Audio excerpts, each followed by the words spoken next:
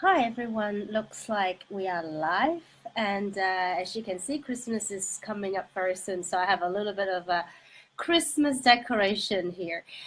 Last week we had a recorded sessions because I wanted to invite my dear friend Dennis with us, and today we're live and it's just me, but I thought we're going to mix things up a little bit. I have some Christmas hat going on here because Christmas is coming up.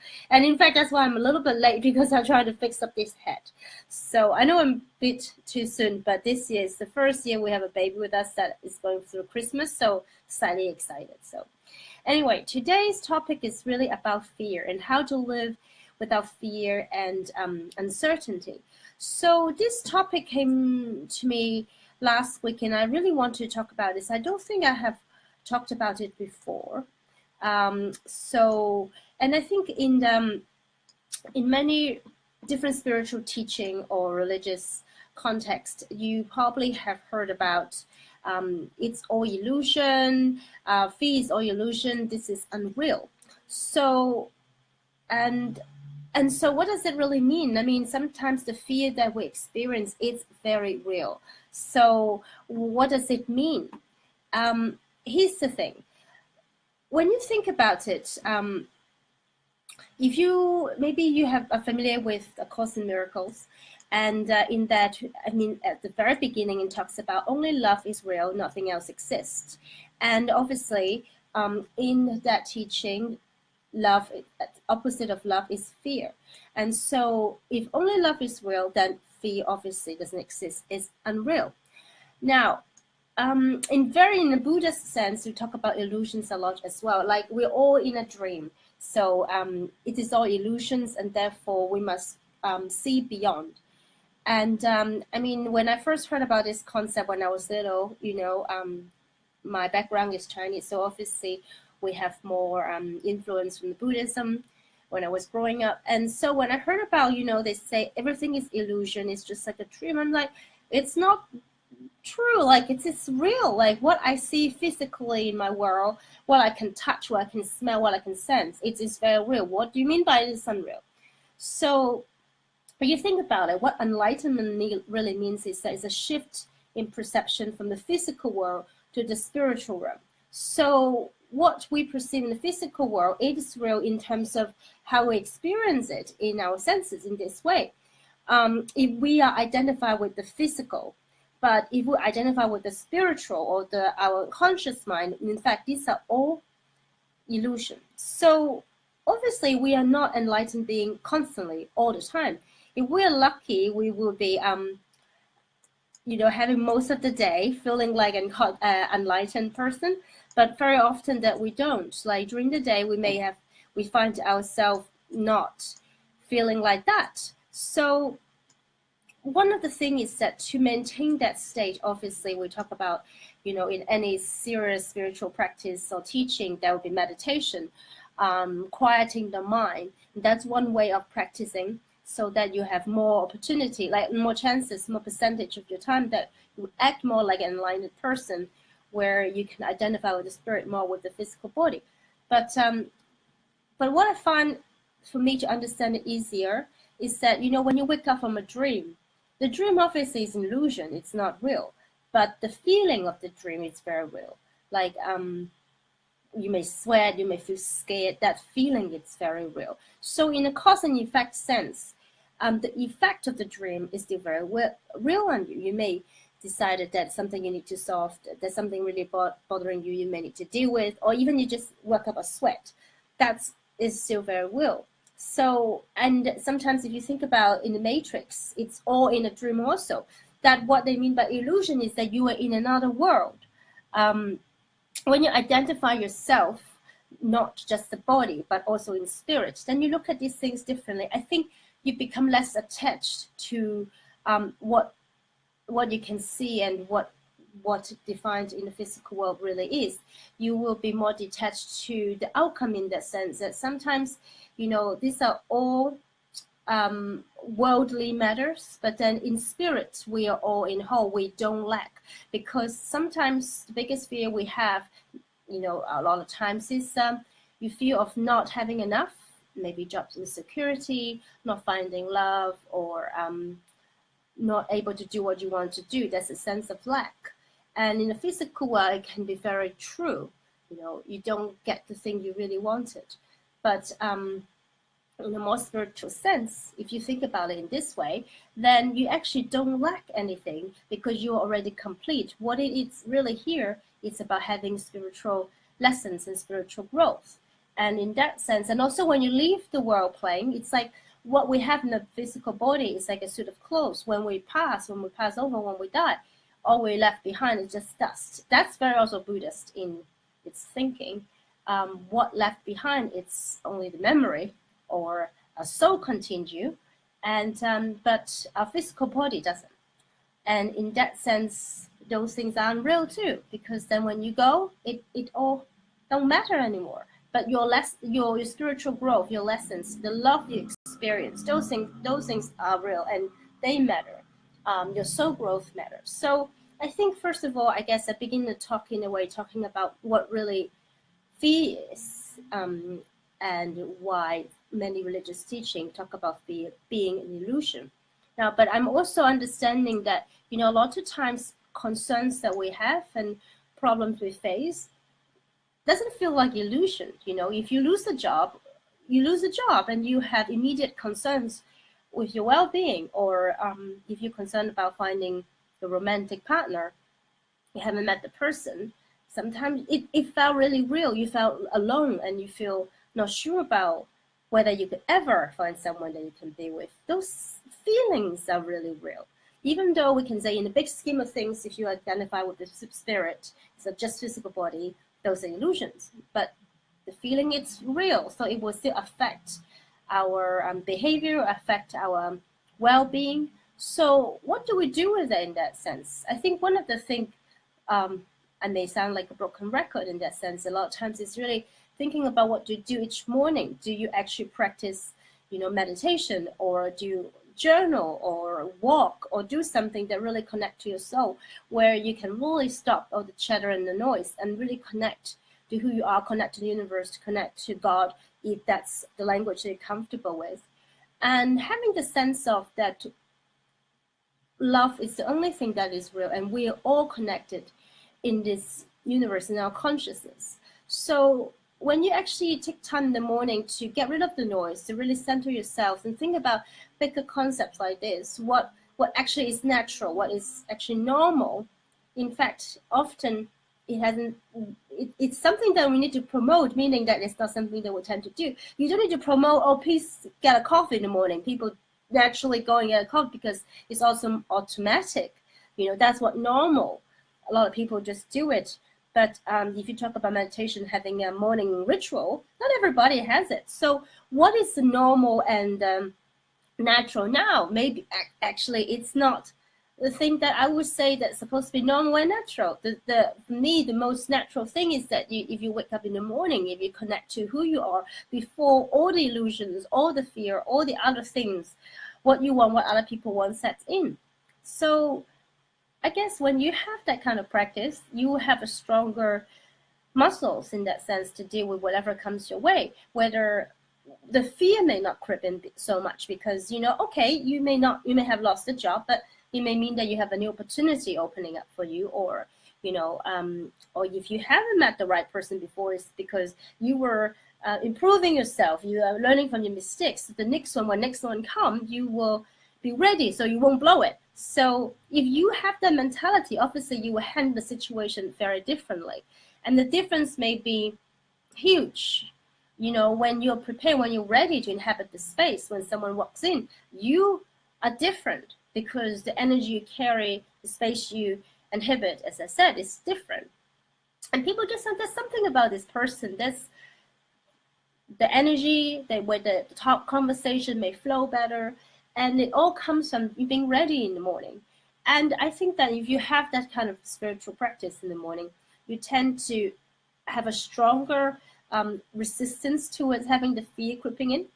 And whether it's about fear of not having something or losing something, or it's about anger, about anxiety or worries, they're all the same thing. Those, I think negative emotion is not even the right word, because sometimes it's it's not exactly a negative emotion. It's more like a illusions that affecting our emotions. So I think one of the biggest thing that I tell people is that you really need to craft out the time in the morning so you have a stronger immune system in that sense that you won't live in fear as much. And these days, when you start the day and you turn on the TV or newspaper, you hear all the news, and then you realize that that there is a lot of things to fear about, and and that's really real, So I felt that it's almost that you kind of need to get prepared, and that helped me a lot, and helped me, go through the day. As in, we're not living in a fantasy world, so there are things in the day that may really trouble you. There may be people that you find disappointing. You may be triggered. Situation may not go your way. So when you are having that sort of morning practice, not only that the chances that you won't live in fear as much or as often, it also helps you to have a better way to respond to the situation. I guarantee you, as long as you live, there will be people that just don't do things you want them to do. So that becomes a question of how do you respond to that situation instead of just react to this situation. And very often that we get triggered and we say things that we didn't mean to, or we say things that we felt right to do so at that time, but later on regret, or there's something you have to say, but the way how you say it, the timing you say it may not be right. And often that, when we are holding the fear or anger, we just lose it. And this is one of the things that I feel that this is similar to what I've been teaching and talking a lot, but in fact, it really affects so many aspects in the life.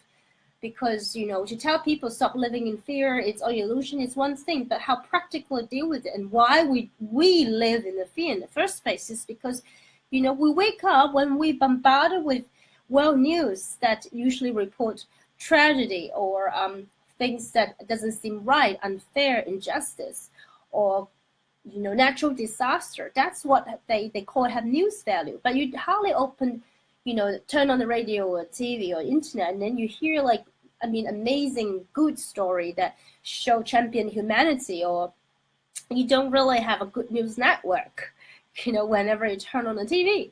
So you're bombarded with those story, those truth in that way that you tend to live in fear. That's just only very normal. And then also you got the ego on your shoulder that will tell you how you're not enough, or so and so is not enough, or didn't do you right. Those things that also creep in if you are not strong in that sense.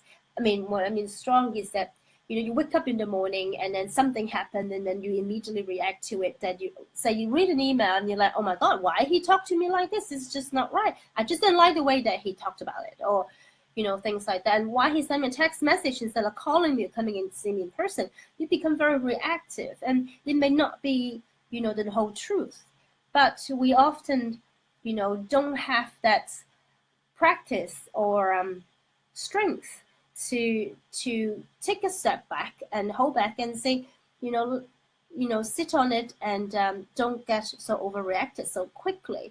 And so, why so many of us seem to be living in fear? I think that is a big factor because we jump into things so quickly, and that will affect us naturally. I guess a lot of things that I talked about tends to come from A Course in Miracles because I've studied many different spiritual texts. Not necessarily, I don't practice the organized religion per se, but I'll certainly read into it. And I think some of the things that A Course in Miracles talked about, it's so true. And I think there's a lot for us to learn from. And the fact that when you say become a student of the Course in Miracles, what they talk about a lot is that to do the workbook exercise every morning. And I think, whether you, as I said before, you go for a walk or journal or do meditation or take practice one of the exercise in the workbook for A Course in Miracles is about, getting yourself doing something inspirational, getting yourself into the right space, right frame of mind. And then the chances are you won't find fear that real or that appealing to jump into it. And I think there are many pathway. You may find other writer or other courses that give you the peace or the tools or the knowledge. It doesn't matter what it is, but I think carving out some time in the morning to read something that is going to help you to get that sense of peace of mind or put you in the right frame, it will really help people come the day. And I felt so many of us talked about, we have this anxiety and uncertainty and fear by the end of the day. And often ask, so what do you do first thing in the morning? That's really one thing to really look at. And sometimes when we dream at night, and I catch myself as well, that when I, don't do what I teach, having my morning practice, what happens is that I have weird dreams that make me feel very anxious. So I don't know whether I told you about this before, but since I have a baby, even during when I was pregnant, so I love watching Walking Dead before. The zombie movies and TV series, I love it because it's such a good show. But at the same time, there's a lot of fear and anxiety building up from it. And so can you imagine that if I forget my morning meditation because I'm too busy or tired, and then I start my day with work, stress, and everything else, and then I watch some of these kind of shows, what happened at night? It's that I start to dream and have bad dreams. And often those dreams are full of anxiety situation. So I'll find myself attacked by zombies, and I'm trying to run out the door. And then I start thinking, should I wear my shoes or pack my bag, or should I take the baby? Do I have a baby here? And those things just start doing crazy stuff in my mind. So in fact, I think you kind of like going insane in that moment. So and I think that it is just only logical if you build up all this anxiety and worry and fear during the day, didn't have a good practice, and unlikely you have a meditation or relaxation craft of for the end of the day. And then, when you go to bed, that's what you carry. It's almost like you didn't take a shower, but instead of a physical shower, the cleaning out all the junk and detox that way, you carry all the thoughts, the dirt, like in the thought forms, with you to go to bed. Of course, the chances are you have poor nights of sleep. And your unconscious mind also creeps up and want to tell you something that what you have been accumulating and suppressing and hiding. So I think, at the end of the day, keep on talking about having a strong practice so that you don't let this fear comes into your frame of mind. So it's kind of keeping you sane. And another thing about, living in fear is that I feel a lot of times that it's really a choice because, as I said before, it's inevitable that there will be a situation that you find yourself, very difficult, or to make a decision, or there will be people disappointing you in a situation that it's making you upset. It's inevitable. So pain is inevitable, but suffering is optional. And I have heard many people and different teaching talked about that. It's easy theoretically to think about it, but in practice, again, it's hard when you are being put into that situation. So more and more we talk about, instead of just treating disease, we talk a lot about cultivating health. And this is the same thing, that you will need to cultivate yourself in that sense that, you know how you're going to respond to it. And you have a stronger immune system to that. And I also think that sometimes those fear, it's so obviously untrue. Not even in talking about the spiritual versus the physical sense, but things that, we think that, I don't know whether I'm confident enough to do this, whether the thing I really want will ever happen because I may never really meet this person, or I have a book, but I don't know whether anybody will ever want to read it. That sort of doubting yourself kind of fear, that is all in your mind, right? Because it's not something so eminent that will affect you. So as I said before, I understand people may have job insecurity fear, or fear of poverty when you're really in a situation where you have no money. So those fears are just very circumstantial. But there's also fear that we have it in our head, that thinking we're not good enough and we don't know whether ever we're going to get what we want. And those things, once again, obviously it's untrue. But then sometimes we find ourselves that less affected by those thoughts and sometimes more. And so this is, again, it's how you cultivate yourself, what you do in your daily life, apart from the morning practice, where Do you read certain material that uplifts your spirit? Do you talk to people in a sense that talk about things that will help you to uplift or cheer you up, and talk about things that it's constructive instead of again criticizing or complaining? And that affects you as well, like what do you do, what do you read, what do you hear, what do you listen, and also who do you hang out with. That's also going to affect your mentality. So I think one of the things that I keep on saying to a lot of people is also that in this world, if you look for love or kindness in people, you will find it. And if you want to look for cruelty, injustice, sadness, you will find that too. So it's really up to you, not only where you look and how you look. I'm not denying, like, I mean, it's not about denial, but it's about how do we deal with everyday life where, you know, some of them are untrue, that we don't have to take it on the face value. I mean, world poverty or, you know, injustice, those kind of things is, you know, you cannot deny it. But little other things like who do you think you are that you can pursue your dream or becoming, I don't know, a writer, a singer, a dancer, those things, those are not really true. And they can be excuse for you to really fulfill your earthly function. And I think having a piece of like stronger frame of mind, that would definitely affect you to not to be listening to those negative thoughts and help you to become more resilient at difficult times. And also, how often do we actually look at our triggers and mistakes and shadows? You know, we don't often think about those things unless, you know, in a meditative state or in the morning, you reflect on your day or the day before. And then you realize, well, why I said what I said, or why I did that, why what he said or she said bothered me so much. It's only through those reflections you realize, oh my God, I was triggered by that because it reminded me of so and so or certain situation. So if you don't go into self-reflective mode, you actually don't learn about yourself. You don't know about yourself, and sometimes your relationship with other people. And this come back to the fact that, you know, we talk about forgiveness a lot in our talks, and those things, it's not something that you say you're going to do because now I'm really adopting a more spiritual frame of mind and way looking at life, so I'm going to forgive so and so. It doesn't work that way.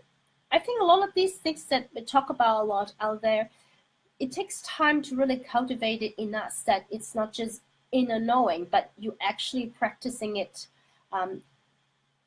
in real terms, not just saying it. You're really sinking into you know, the cause and effect of your action, and how do you see the world, how you may see the world differently. Those things are easy to say once you read a book, and you can, or in social media, it's very easy to catch some phrases to say what is the right thing to do and how you're going to live your life. But really practicing it, really doing it, it takes time, and really asks you to you need to be really quiet and think about, you know, what are the things that really affect you, why it causes you pain and suffering, and where the fear really comes from.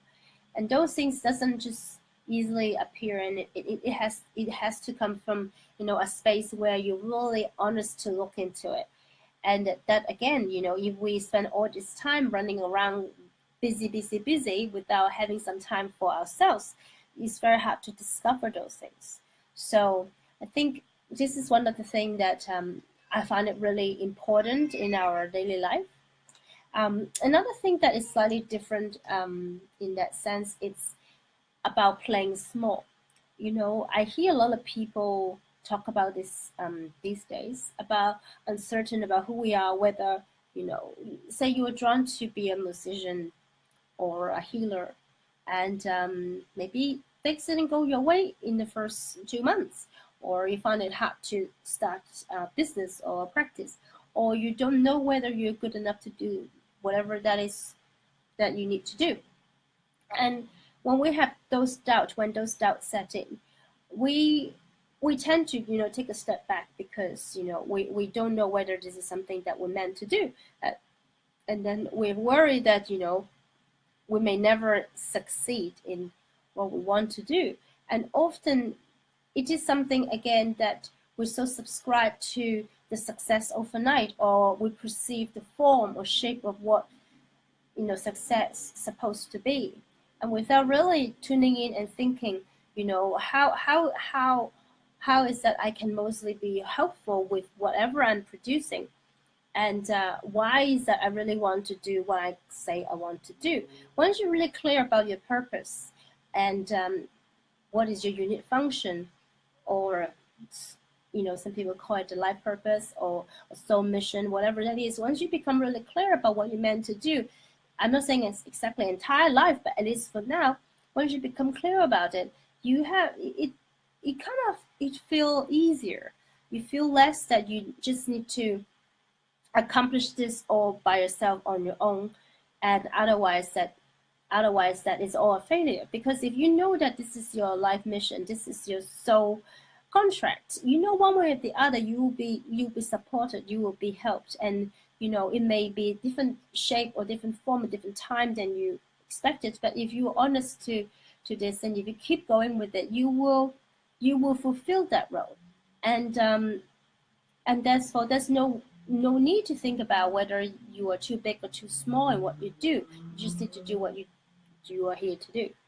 Now, one of the quote I really like, and I think it really speaks to this topic, it's from Williamson in the book Return to Love. And I think many people thought that it was from Nelson Mandela for some reason, but it is actually from Williamson, which is, our deepest fear is not that we're inadequate. Our deepest fear is that we are powerful beyond measure. And I think many people may have heard this quote before. And it is really about owning up to that light in us, that you may feel there's a divine purpose and mission. So it's just let it be, let it flow, and just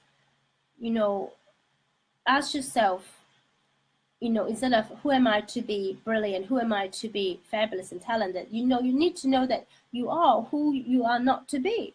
So, but instead of just thinking and defining and trying to compare with the others, just keep on carry on with what you are meant to do. Then you naturally will see yourself being brilliant, talented, and fabulous.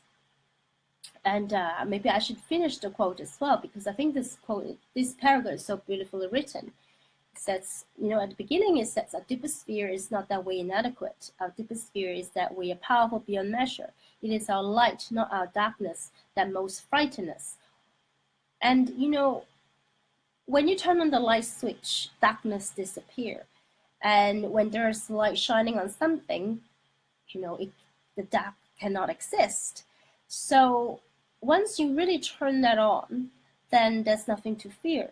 So once you know what is the truth, then again, the fear doesn't affect you as much. So I think, going back to tonight's topic, the biggest thing to stop living in fear and anxiety or worry and doubt is, know that there's light in all of us. There's a purpose for all of us to be here, whether it's different lessons to be learned, different soul growth, different purposes that we all contribute to this world. As long as we keep honoring that purpose, keep shining that light, and knowing this is all about love, because whether it's treating one another, that kind of love, or the love of the people and whatever that you do to contribute to that, it's all coming back to you, that this is our birthright to shine. And if we subscribe to fear, what it does is that not only affecting us to be our best self, it's kind of keeping us in an insane space. So if we can go past it, look past it, and knowing that a lot of this is not real, it is an illusion in our mind, and even though sometimes the current circumstances may be difficult, and that sort of fear is so real, at the end of it, there will be an opportunity to overcome it. There will be solutions whenever the problem arises. Leaning in that faith that this world, the universe it's always going to have your back. You're not going to born into suffering, and that's all it is. That's more than it. So I often think when you're in a situation that you find yourself really tight and uncomfortable and difficult, it's always harder to think about it in the bigger picture, because when you're in that situation, we all become like stuck in the corner. I myself experienced that too, when things don't go my way, and I think that, oh, this is all going to fail. Suddenly we shrink and we think this is the end of it and nothing good will come out of it. It's like the end of the road. But often is that when it's an end of the road is because there's an other path for you, or there's another turn for you. So then you must pull back and see a bigger picture. And once again, go back to the daily spiritual practice that will help you to be able to pull back easier, and also less likely to get stuck in that little space thinking that it's all going to go wrong. So we're all meant to shine, and we're born to do what we're supposed to do. So, I think it's important to lighten up and to remember that and to honor that. So if you know that your mission, your purpose is about helping children, who are you not to do that job? Even though you say, oh, but I don't know anything about working or helping with children, then you go and learn something. You're going to, start somewhere that you find accessible and possible. It doesn't matter how big thing is. Like, I find sometimes we get tripped over by what we think our life mission is. And you feel, let's say you're very drawn to protect the environment, and you think that unless I can save a forest or something huge, I'm not fulfilling it. But often the cases, it's not like that. It's about taking part. It's not about, how necessarily how big your impact is. Of course, if you create a great impact, that's great. But sometimes, it's all about chain reaction. Your part maybe appear small in someone's eye, in your eyes, or in a chain of events, but without your part, maybe other things can't happen. So if we start measuring ourselves in that competitive way, more in a bigger picture about how everything are connected and lead to one another, then you feel, whatever you're doing it's right, it's perfect. Even though your mission is about to save the environment, if you don't change the global warming by 2 degrees, it doesn't mean you failed. It's often we set ourselves into some sort of worldly standard and trip ourselves over, and then we blame that maybe it's not meant to be, or we're not supposed to do, oh, I don't do a good job. But sometimes that we're missing that, no matter what, how big or how small what we do, if you honestly bring out what you want to do and contributing your parts, and you can see it as part of your life's work, that's enough. Who is it to say it's not enough? And in fact, sometimes, a lot of times, that those people that who have achieved a hell lot, they don't always get out of the way and get on the road and say, I'm going to do huge things. Never. They just want to play a small part, and then the small becomes really big. So I think that's something to think about. And it may help you not to trip over if you haven't done this huge successful thing that you foresee that's supposed to my lively mission. Yet, don't minimize or underestimate your current contribution. And everybody's function is different. Everyone have different talents, different experience to contribute to the world. It's about how you honor it. Honoring the light instead of subscribing to the dark. And I hope you find this chat useful. And it seems like we did overcome the technical problem, and so I'm pleased to see that. So technical things, it's always sometimes tripping me over, and at times that I was like, oh, I hope this is not cut off, because then I don't know when it stopped and where did I pick it up again. So it seems like tonight we had a good half an hour undisturbed. And I hope you enjoyed this little conversation. And if you have any questions, once again, feel free to PM me, because I love coaching and working with people. And if you enjoy this conversation, and if you think you've got something to say, do please share with us. And I hope you will continue to support this live talk. And another thing that I'm doing that you may be aware of is the Christmas giveaway. So I think I've released 2 giveaways already. So the first one is meditation. The second one is productivity worksheets. So there are more to come. And I just think that this is a year that I feel very grateful and blessed. So I want to share what I've got. I mean, over the years, I have done many things, and I have accumulated a pile of things that well, why not give them away? Because not all of them are very, I mean, I use them actively. So I want to give them away, and hoping that may help people and bring people like little present for Christmas. I just say a lot that happiness is double, triple, and expand when you share and spread it. So if you like what I'm offering, feel free to share with your friends too. Just share the post and they will know the instructions. More will come. So I hope you enjoy the presents that coming your way. I mean, there are a variety of different things. There's like audio download, there's webinars, there's seminars, and ebooks, and different kind of things. Because as you say, the easiest way is digital delivery. So I'm not posing you anything solid, but I still think that will be useful, and I hope you will enjoy them. So they're all on my Facebook page. All you need to do is just like the page and click on the link. Then they will have instructions to prompt you how to collect them. So more will come your way. So hope you enjoyed it. And tonight we talked about fear. And I don't know what's next week's topic yet. Often it comes to me the day after or so. But I hope to continue this live talk, and hopefully you will find them helpful for your day. And if you have any coaching questions, definitely email me. So have a nice evening, and I will see you next week.